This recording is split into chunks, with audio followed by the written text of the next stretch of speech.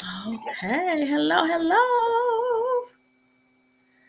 Let me go down here.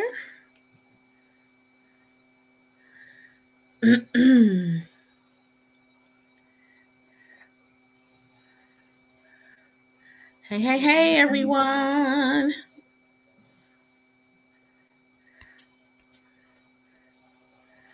Okay.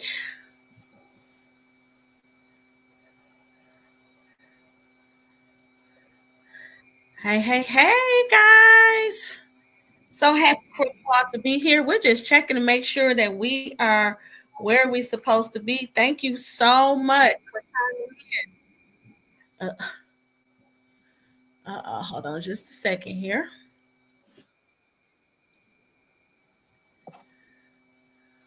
All righty. Okay, and we are live. Hey guys, welcome to Wednesday night. Welcome to our live. My name is Mary Y. Johnson. I am your life redefinition strategist, and I help Black professional women of faith reclaim and redefine their lives in the aftermath of loss and life transitions. And I am so happy to be here on this Wednesday night. I told you guys on the post that I made on Facebook that normally around this time in May, we are all about celebrating women, celebrating the women that's in our lives. But I wanted to make it a little different for this year because let me tell y'all, I am 48 years old. Yes, I look good. I am 48 years old and I have entered into a season in my life where I am I'm menopausal. I'm menopause. Okay. I am here. I have arrived. And I'm going to tell you, a couple of weeks ago, I just want to give you a backdrop before we welcome our expert. You all see her. She is so beautiful, Miss Koree. But I just want to give you some backdrop. Maybe about a month ago, I had a horrible weekend. Okay. And what I mean by that, it was a weekend where I was very emotional. I did not know what was going on with me. Hey, Clarine. I did not know what was going on with me. I mean, I had an emotional mood swings, and I didn't want to get out the bed. I didn't want to move, and I just started to do my own Google research about menopause. Okay, but you know what? I realized that I'm around an expert here. I am connected in my support system to someone who is a board certified holistic health practitioner right here in Cincinnati, Ohio, y'all. I just started hearing all of the conversations in Cincinnati, just on Facebook at my job. And then we also saw the special for Oprah Winfrey, and that kind of went viral and got people talking about menopause. So I want to go ahead and introduce to some and welcome Miss Koree L. Thatcher to the stage. Hey, beautiful. Hello, Marianne. How are you? I'm doing good. What is today? Wednesday. It's Wednesday. Wednesday. It's a typical overly productive Wednesday. Good. This is Wisdom Wednesday. That's what we're gonna call it, y'all. Okay. Wisdom Wednesday. And first of all, thank you so much for taking time out of your busy schedule to help us to help us out and just give us wisdom around menopause, whether you are premenopausal, whether you are like me, full-blown menopause, or either postmenopausal. Because the one thing that I am hearing in conversations that I have been a part of and also just seen on Facebook is that this is taboo, right? In our community, no one prepared me for what I'm going through right now. I mean, I have never sweated at all the way that I do now. you having night sweats and irritability. Like I said, mood swings, and it seems like that they are 10 times now. But we are here to redefine our life. Redefinition means to look at something in a different way and embrace it. Okay, but also redefinition means to get wisdom around whatever you're facing in your life. Seek your support. So, the first question that we have for you, Koree, what made you passionate about this? What made you passionate about what you say your tagline is health, hair, and hormones? You know, menopause. What is menopause? What is postmenopausal, menopause, premenopause? Let us know. I know I asked you a lot. What first question is what made you passionate about this? And then second, can you tell us a little bit about the stage? What is menopause? Okay, so first I want to say thanks again for having me on here to share tonight and for the next Absolutely. coming week. And like Marian said, I'm a board certified holistic health practitioner. I am also a cosmetologist and a holistic menopause health coach and author. And so, what made me passionate about this is that in the salon, number one, having been in the beauty industry for nearly 28 years, one, recognizing that as women go through the menopause transition, that it does in fact affect their hair. And a lot of times women aren't aware of those changes that are taking place. Okay. And then the second reason is because of my own personal experience, having gone through premature menopause at an early age in my early 30s and not really knowing it at the time, but Mhm. also not knowing how to properly advocate for myself and not having the support that I needed, whether it was from medical professionals or from just the people around, because, like you said, it was not talked about. And Right. given my age, then it was always the conversation of you're too young. So Yes. that is the two main reasons about why I am definitely super passionate about what Okay. That is awesome. Hey, hey, hey, ladies. Thank you so much for joining. And yes, please put your comments if you have any questions. I would love we would love to answer those questions at the end of our session. Maybe we'll save about 10 minutes at the end. But can you tell us, and tell the audience, what is menopause? What is premenopause and menopause and postmenopause in a very short, if you can summarize it, that'll be great. So there are actually four phases of menopause. So Okay. there is premenopause, perimenopause, menopause, and then postmenopause. Wow. And Okay. a lot of times people use premenopause and perimenopause interchangeably, but they are not the same. And Okay. so premenopause is before perimenopause. It's actually the time of your reproductive years. Mm-hmm. Peri is around menopause.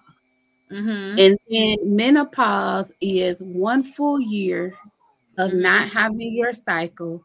And then the one day after that 12th month, you are then officially in postmenopause. Okay. So Okay. that's Wow. basically the short of it. There are four phases: pre, before, peri, around, menopause, which is that 12 months, and Mm-hmm. then postmenopause. Okay. Well, thank you so much. I just learned something. I did not know that there were four phases of menopause. So I said earlier when I talked to some of the ladies, um, do you know, like when you are in perimenopause or premenopause, what are some symptoms that are common that times that we don't talk about, which is an indicator that you are in pre or in perimenopause? So the common symptoms, we pretty much know what those are because we often talk about them. So you have Mhm. your hot flashes, your night sweats, your weight gain. But the one thing that when I'm usually asked that question, I usually can't answer it without first addressing that there's a difference between common symptoms and normal symptoms, right? Right. So sometimes Mhm. we hear, oh, that's normal, but if it was normal, every woman would experience it, right? And Mhm. so some of the symptoms that are not talked about as much that could be considered common symptoms would be things like insomnia, stress, brain Mhm. fog, anxiety and depression, mood swings, shortness of breath, hair loss, Mhm. acne, vertigo, joint pain, and the list is Wow. long. There are over 50 menopausal symptoms, and the majority of them are never talked about. Wow. Now that is an aha, or what I call a redefining moment.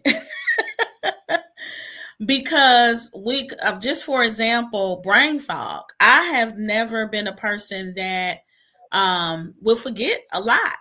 And right Mhm, now I probably have three journals with me, but I also use the note feature in my phone because I find myself forgetting more. And it's not even necessarily forgetting, but it's like, okay, I call it like scatterbrain, you know, like being scatterbrain. I was like, I have never been this scatterbrain in my life. And then the one thing that I also noticed is that it was like a switch.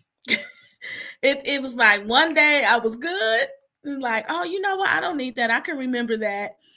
And then next minute it was like, wow, I've been noticing that I need to write down stuff because if I don't write it down, it ain't happening. But the thing about it is that, and I love this because we may contribute it to old age. You know, we may contribute it to getting older, but you're telling me that that is a symptom of premenopause or perimenopause, right? mhm. Wow. Perimenopause for sure. Perimenopause. Perimenopause. Mhm. Okay. Okay. Wow. That's a redefining moment. And so we got a few comments over here. Marie said, yes, all of that, my past week. Shannon said, wow, I said the same thing, Shannon. And you answer her question. So let me ask you this, Koree. What advice do you give women who feel ashamed or feel isolated um during this season? Now, before you answer that, let me tell you something that happened to me, that where I knew something was happening in my body. I feel like I have night sweats and I'm sweating all the time at night. Okay, I've gotten used to that. It's like, okay, I got to have my fan on. I have a little sheet. But the one thing that I found, I had like if I can be transparent, of an embarrassing moment of when I was talking in front of a group of people, and the field that we're in, we do like public speaking and just things like that, and my face was drenched. And I find that even though I know that some women can relate to it, it's still embarrassing. It was embarrassing to me because it's like, one, okay, now my life is being redefined. I have a new normal. So now I got to carry a pocket fan with me. This is my little, where them fans at? This is my fan. Mhm. But Right.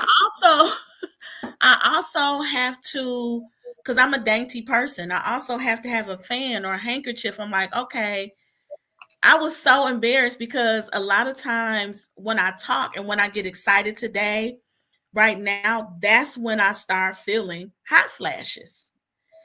Can you talk about, can you give advice to women that feel ashamed or may feel embarrassed because we're going through this transition?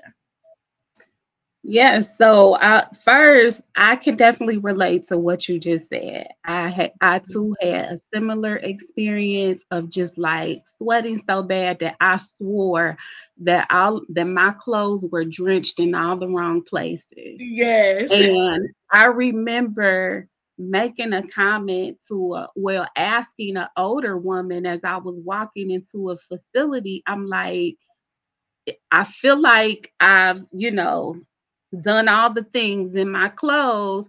And she just like made this face like as if that's something Yeah. that you don't talk about in public. You just kind of keep it to Mm. yourself, right?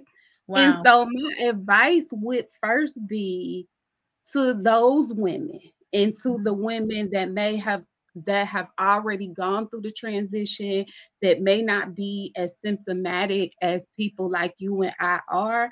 My first thing to them would be to stop doing what I call menopause shaming. Okay. That is So good. at the end of the day, if we live long enough, we all are going to experience. So at the Yes. end of the day, all you can do is own it as a natural phase of life that we're trying to navigate and manage. We all have to experience it. So to Yes. the women that's going through it, I would just say, just change your mindset, change how you look at it, own it. It is. I'm not gonna say it is what it is, but it's a Mm. natural part of life. So you just have to learn how to better manage. Like you said, where them fans at? I don't leave the house without one. Okay. I don't leave the house without one. I know that's So right. that's the number one thing that we can do. We have to look at it different. And then for those of us that is in post menopause, we have to stop shaming other women and stop invalidating their symptoms by telling them, "Oh, you're too young, so you can't be going through that." Wow. That's good right there. Now we see all those questions and we're gonna ask those do some really good questions in here. But I want to pivot or segue to um the advice that you just gave. How can we begin to advocate for ourselves? And when that menopause shaming, I like, oh, that is so that's good. So how can we advocate for ourselves when we are in these situations, or what advice would you give for that?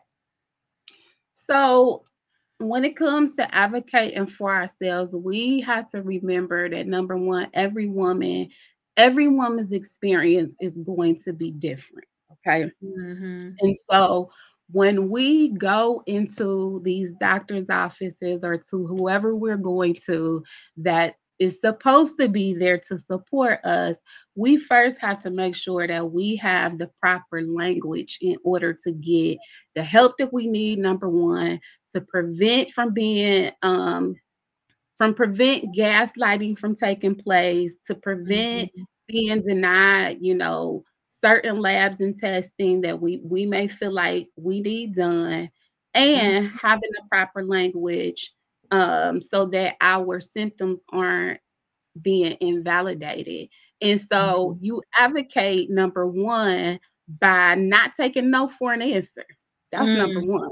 yeah. And the second one would be to not settle for the prognosis being you just have to deal with it. That's just something women deal with. So you just have to deal with it. No, Mm-hmm. we're not taking no for an answer. Um, Yes. you can ask questions like, because I've heard women say, well, I went in there, I shared all these symptoms, and the doctor told me it's not menopause. So then you want to ask them, what are you going to do or what have you done to rule this out? Mm, Okay. That's That's an good. important question to ask. And so, if you're requesting that you be tested, your hormone levels being tested, or whatever that testing may look like, and they deny you, then you want to make sure that they document your request and their reasoning for denying it. Okay. Mm-hmm. Don't just take what they say as being the thing, but ask them, make sure that you are putting in my paperwork that you are denying my request for being tested. And then once you do that, you make sure that you ask for a copy of what is being written, and then you let them know that you will be getting a second opinion.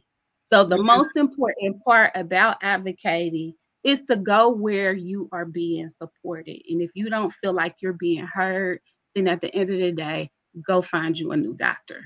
Yes. Yeah. I think now, is it important to have a supportive and compassionate OBGYN, or are you saying like your family doctor as well, or both? Both, any and every doctor that you have, because Okay. even if one doctor, even if the family doctor doesn't necessarily have the knowledge or the education, then they should be able to say to you, well, here, not only speak with your OBGYN, but they also should be able to give you a list of questions to ask that doctor as well, Mm-hmm. versus just brushing, your symptoms and everything off as well. Okay. That's good. That is really good. So I want to go back to a question because I think that this question is really good. Um, how Clarine asks, how does having a hysterectomy impact the onset or delay of menopause? For a lot of women, because a hysterectomy in most cases causes you to have a hormonal imbalance, then most women end up being put into early menopause. Okay. Okay. That's good.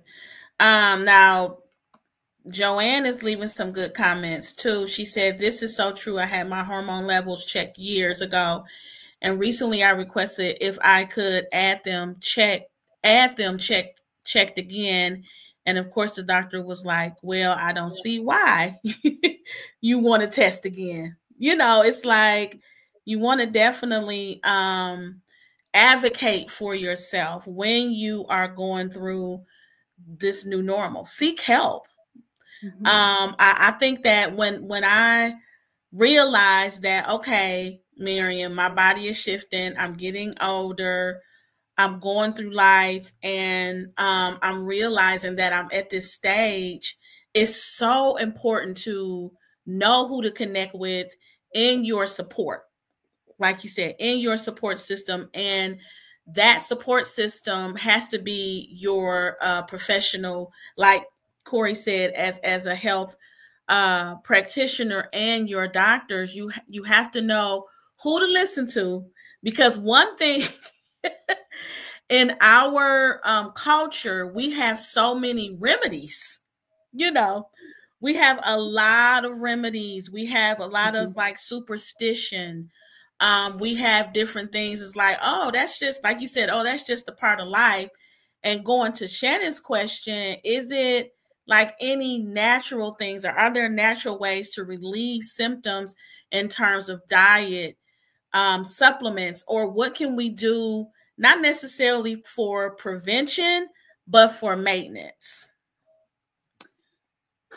Well, one of the first things that we can do for maintenance is we have to figure out how to master stress.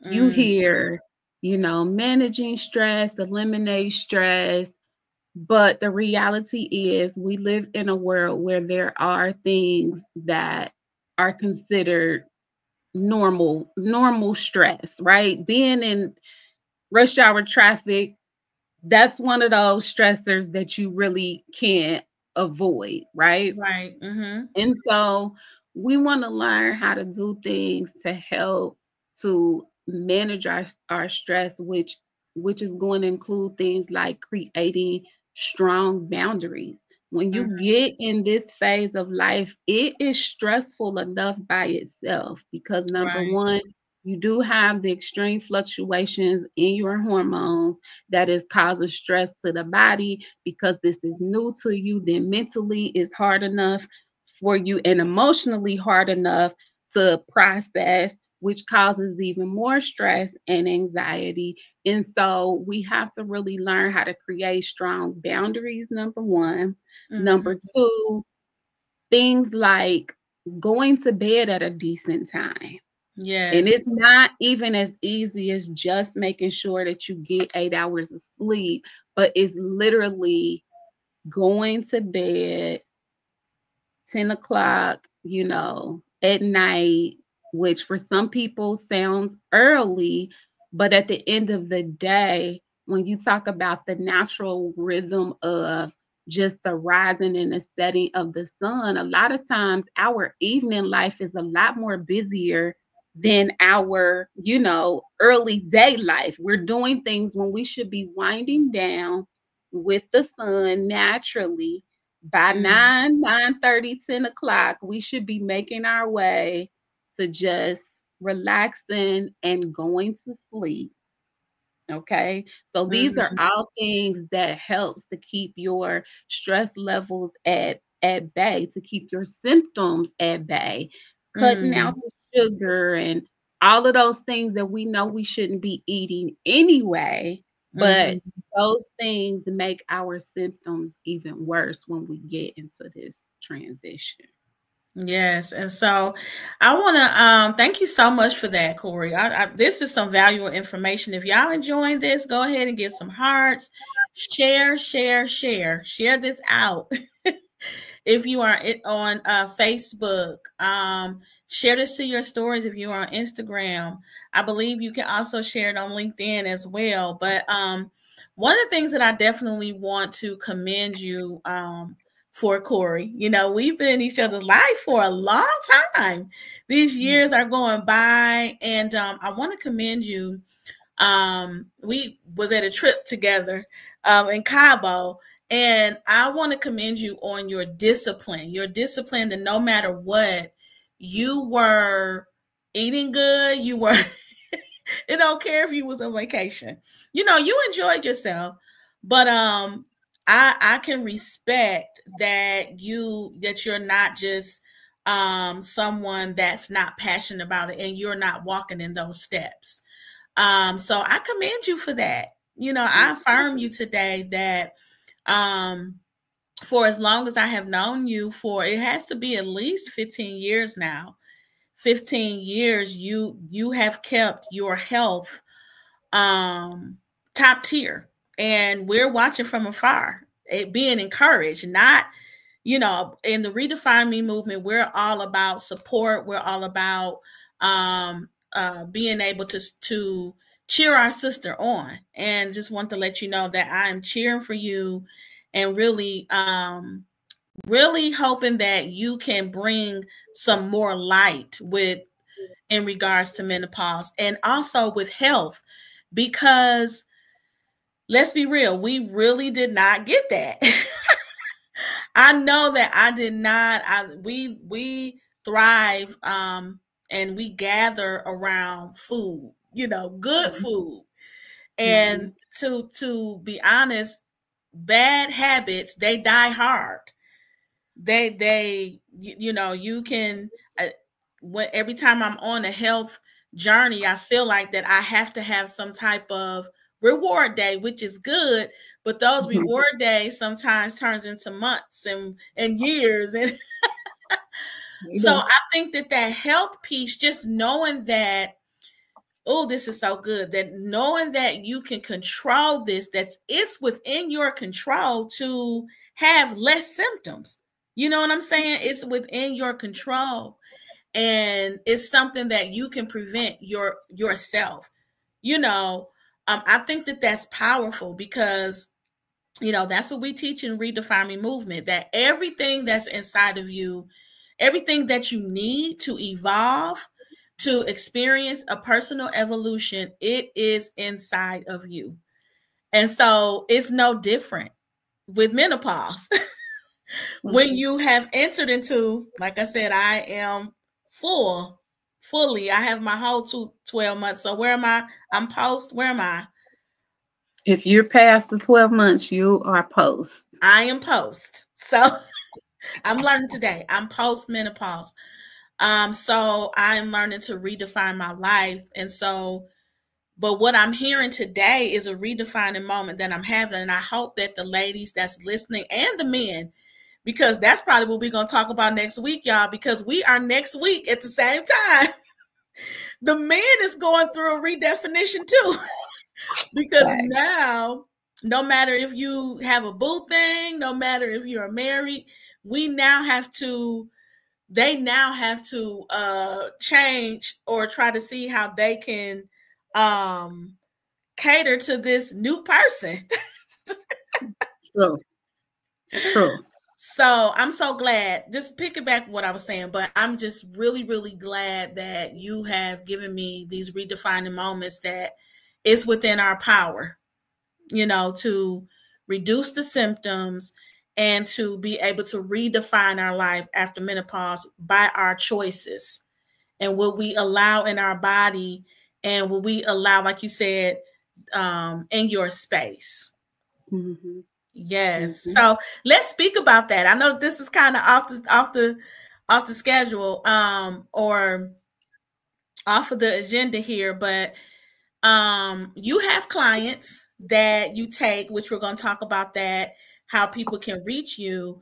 How is that for, how does it change a woman's relationships around them when they are going through postmenopause, perimenopause, or in the menopausal stage? How does that change the relationships around them? Like, and then also the people that's around them. Do you feel like that you have to coach both of them at the same time? Like for a husband and wife, or So because I don't really because I cater more to just the women individually, like I don't do any couples coaching, group okay. coaching or anything like that. Yeah.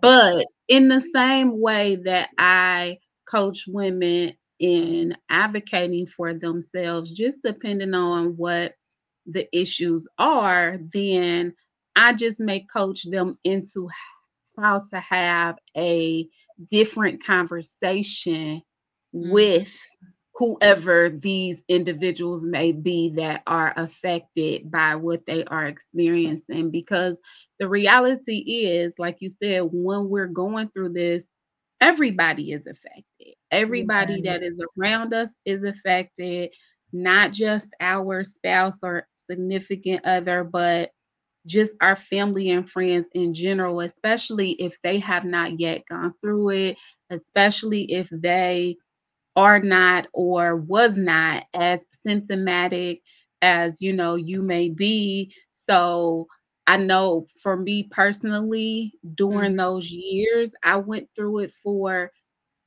almost 15 years. I was extremely symptomatic. And mm, so to those around me that didn't understand, and again, at the time, I didn't know that that's what it was. So to them, I was a complainer. You're mm, a complainer and it's always something wrong with you. And so then, as the individual, you end up retreating or you don't share what you're going through. And then when right. something happens, people say, well, you should have told somebody what you needed, or if you needed help. But how, when we don't listen, we don't validate, we don't understand. So then it makes it harder to actually share. So to your question, I just help them to, as you say, redefine the conversation. Like, let's approach Yes. this conversation from a different angle so that they can try to understand exactly what it is that we're experiencing. That's good. That is so good. So Shannon has a comment here and also a question. She said, I was watching the movie Fried Green Tomatoes. There was a reference made about menopause, and she suggested she take hormones. Do you think they are always needed? Hormones. So again, speaking from personal experience. So let me first Mhm. say I am a board certified holistic health practitioner. I am not a medical doctor. So Yes. I cannot make that call. However, I can coach someone through making the best educated decision that they can about what is being presented to them. And what I do offer to people is if you are extremely symptomatic, Mhm. then it is obviously affecting your quality of life. If your quality of life is being affected, then you may want to consider having a conversation with your doctor about hormone replacement therapy. Yes. Okay. So Mhm. for some women, it could be a temporary thing. For others, it may be more of a long term thing. It just depends on all of the things that you have going on. But your quality of life, I think, is the determining factor of whether or not you should even make the consideration to have that conversation. Yes. That's good. Thank you so much for that question, because that's something that I consider, and I'm, like I said, our postmenopause day was May the 5th. Yeah, so I'm new to this. I'm very, very new to this. So I do have an appointment with my OBGYN on June. But I also am going to be very proactive with seeking Koree, with doing a consultation, so I can navigate this season in my life. So the last question that I'm going to ask you, Koree, and then we'll take questions and we'll be finished. Is if you could challenge anybody from this Wednesday to next Wednesday, because like I said, ladies, this is more than, ladies and gents, who's ever watching a replay. This is a topic that I feel like that we could spend weeks and weeks talking about. But we're only going to give you, this session and or this live and next week, because we want you to educate yourself. We want you to seek your support that's around you, or that's here. Koree, we want you to be educated about this. So if you can give somebody a challenge from this Wednesday to next Wednesday to one thing that they can do to help them prepare for menopause, what would that be? Just give them one challenge. Just in the redefining movement, we talk about the power of one, because we sometimes can get so overwhelmed with our to-do list, with our goals, but the power of one is what we talk about. What is one thing that you can challenge everyone that's listening tonight to help them um, in this season in their life? So I tell every woman that the best place to start is with creating you a menopause journal. That's the Mm, best place to start. Because if you are even unsure of whether or not this transition is even beginning for you, if you know that you are potentially in the midst of that transition, but you don't know what to do about it, where to start, what to take, how to be, the journal is going to be your best friend to track all of your, not only your symptoms, but you want to also just start tracking your day-to-day practices, whether it's what you've eaten, what you have eaten for the day, your lifestyle activity. You want to track your mood swings. And you also want to track these things in relation to the foods and things that you're eating. And so, like you mentioned earlier, you know, if you get nervous or things like that, then you know those are things that's going to heighten your glands, cause the sweating, and all of the things. Yeah. Well, there are foods that will make your symptoms worse as well. So you want to start to track what you are consuming so that you can identify your triggers. And also going back to advocating, if you have a journal, then when you go to your doctor, it's easy to say, look at this for the last 90 days. These are Yeah. the things that have been taking place, you know, whatever. And so they can't combat that because you have a record of it. So the best place to start is creating you a menopause journal and tracking your whole entire life. And because we are a mobile phone, mobile device type people, you can do that journal. Do you suggest that to do that in your phone, or maybe do what works for you, or do you think have you found that doing like an actual journal is good, or does that matter? I mean, everybody is different. So, I mean, whatever works for you. But I will say, actually having it detailed is what's going to give you the best results and the best understanding of how your body is actually being affected. Okay, that's good. That's good. Can I say yes, yes, yes? Shannon said Tina. thank you for sharing. You are welcome. You are welcome. This is, like I said, when I realized, I was like, okay, you get to a point where enough is enough. Yeah. Yeah. And that it's like, okay, I noticed without even keeping a journal, I knew I felt a change in me. I felt a change in really my skin. I don't know if that Yes. is a symptom. Yes. Yes. Okay. Dry, Yeah. itchy, Dry. Yeah. all of the things. Yep. Dry, itchy, and just like, wow, I'm putting on shape, but I'm still soft, but I still feel irritable. Mhm. So thank you so much. This was very, very helpful. Shannon said I had a therapy client that thought she was experiencing anxiety and she wanted a diagnosis. We were able to source what she was experiencing to menopause. Good. Something That's to good. consider when seeking mental health. Thank you so much for that. Can you speak a little Mhm. bit about that, Koree? Have you found that a lot? Bring her comment back up for Okay, me. sorry about that. So, what are you asking? Have I Yeah, found? have you found that sometimes that anxiety is linked? She said she wanted a diagnosis. We were able to source what she was experiencing to menopause. Um, that's a symptom. Have Yes, you seen that? Okay.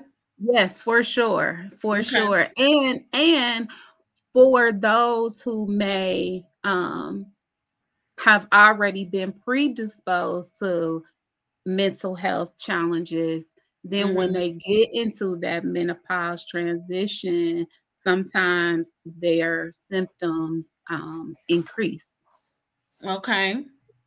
Their symptoms increase for sure. And so, again, this menopause transition it's stressful. It's stressful mentally, Yeah. physically, emotionally. It is stressful. So Hmm. those are definitely things to keep in mind that it may not be just one thing. It may not Right. just be menopause. And like Shannon said, her client wanted a diagnosis when in fact it was menopause. And so even going back to journaling, that's why journaling is important, because it helps to weigh out what you think that it may be when in fact it may be something else. Yeah, that's good. That is so good. Well, thank you so much, Koree. We are for our last, 5-10 minutes. If you have any additional comments, any questions, any questions that you want to ask. I'm scrolling, I'm looking just to see if we have any on Instagram. I see Facebook and LinkedIn. But next week we are going to be back at 7:30 again. And we are going to talk a little bit. The part 2 is now what? Now we're here. Redefining your power, your passion, and your purpose post menopause. Okay, some things that we're going to talk about, which we kind of talked about it today, but really going deeper into creating a plan that honors your new normal. Okay, reclaiming intimacy. That's one thing. Intimacy, energy, and joy. Excuse me, sharing our stories of redefinition. So, I am so honored, that you took this time, the women. I don't see any more questions or anything. Don't see any more questions. Just giving you all just a little bit more time if you have any more comments or questions. I enjoyed these redefining moments that I had on tonight. Koree, how about you? You Yes, enjoyed it? I always enjoy talking about this or just educating women, period. Um, Absolutely. yes, so it was great. Thank you. Thank you. Pamela said this was a wonderful event, even though all I did was listen. It was very helpful and made me think of things that I know now that are a result of menopause. Thank you so much. Thank you, Pamela. Thank you. Thank you. I truly appreciate it. Truly appreciate it. So, ladies, proud of you ladies for talking about this. I'm 62 years old, and back then it was not talked about. Yes. If doctors can't find out what is wrong with you in the book, the first thing they say, it is just you. Yep, we talked about that. We talked about that. And Clarine, thank you for a very informative episode. Thank you for chiming in. I truly appreciate it. My advice: perimenopause diet, change of clothes. Change of clothes. Prepare for incontinence and hot flashes. Yes, magnesium helps significantly with anxiety. Shannon, I think she have a question. Hey ladies, I've been listening. So if I still have a cycle but have symptoms, I'm premenopausal. No, if you have symptoms, it then 9 times out of 10 you are in perimenopause. And perimenopause can actually begin anywhere between 10 to 15 years before you actually experience menopause, which is those 12 months without having a cycle. So if you are experiencing symptoms and you have been for a while, then the probability is that you are probably officially in perimenopause. That's good. That's some good information. Thank you, Shannon, for watching. I truly appreciate it. So, ladies and gents, we're going to wrap up. We are going to wrap up. This, like I said, this has been such I'm going to listen to the replay. This has been such a very informative, all of the redefining moments that we had.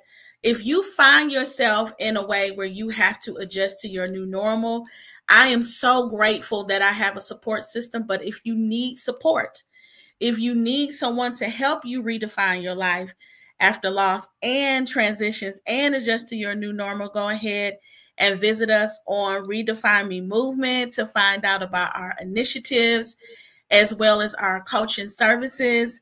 And Koree, if they want to learn more about you, where can they find your information?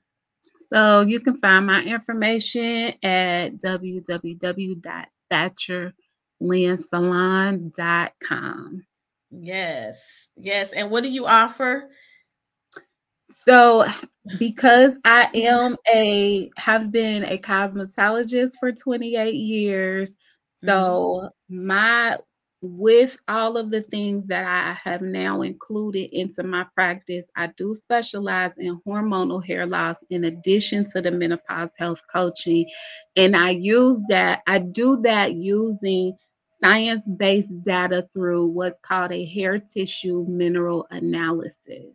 And Mm-hmm. so that hair tissue mineral analysis is going to help give us a more in depth view of not only the hormonal imbalances that you have going on through this transition, but also the nutritional deficiencies that happen as a result of these fluctuations in our hormones.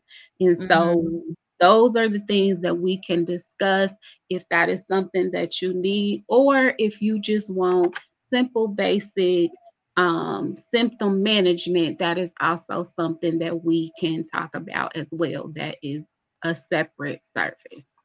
Yes, that is so good. The To sum it up, help is here, y'all. We put in the email, menopause is here, but your life is not over. There is still so much life to live. Whether, like we said, you are adjusting to your new normal, you feel like that you need more clarity.